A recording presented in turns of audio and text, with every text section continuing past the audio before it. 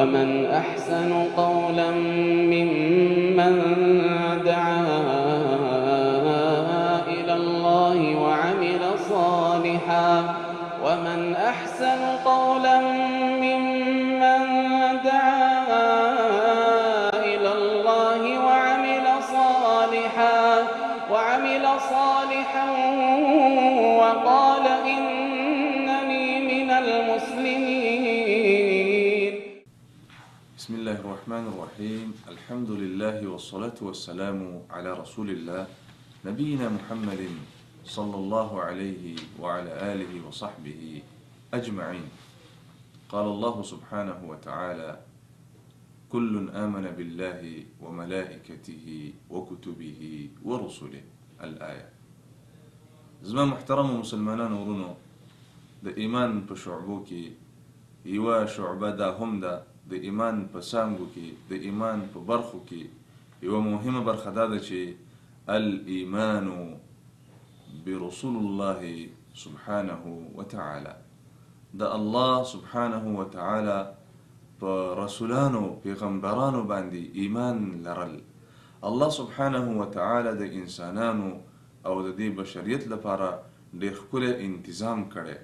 داسې نه دی کړی چې انسان پیدا کړی او به یې مهمل پرېښودی، بلکې الله سبحانه وتعالى د خپلو بندګانو لپاره وخت په وخت باندې رسولان را لېږلي او د هغوی د هدایت لپاره یې بهترین ترتیب برابر کړی.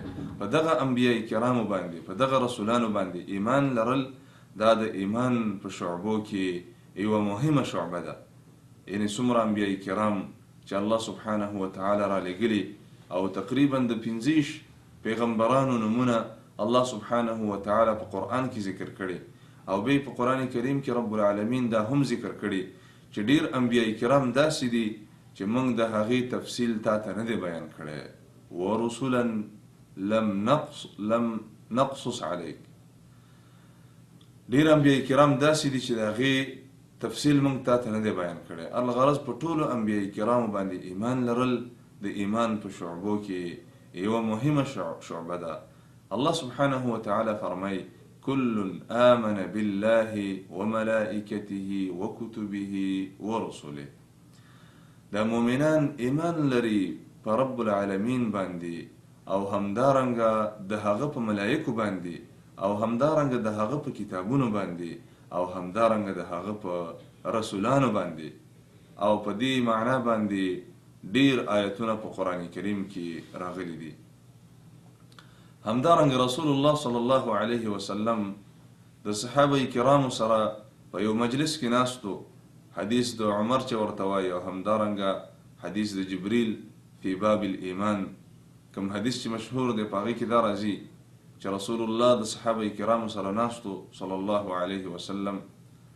په دې وخت کې یو کس راغی، یعنی جبریل راغی او په داسې انداز کې راغی چې چا نه پېژنده، نه ورباندې د سفر څه اثر و. رسول الله صلی الله علیه وسلم ته وفرمایل چې یا محمد صلی الله علیه وسلم اخبرني عن الاسلام. او بیا ورته وفرمایل چې یا رسول الله اخبرني عن الايمان، ما ته د ایمان خبر راکه. رسول الله ته وفرمایل ایمان دې ته وایي چې ان تؤمن بالله وملائکته وکتبه ورسله. ایمان دې ته وایي چې ته په رب العالمین باندې ایمان راوړې او د هغه په ملائکو باندې ایمان راوړې او د هغه په رسولانو باندې ایمان راوړې.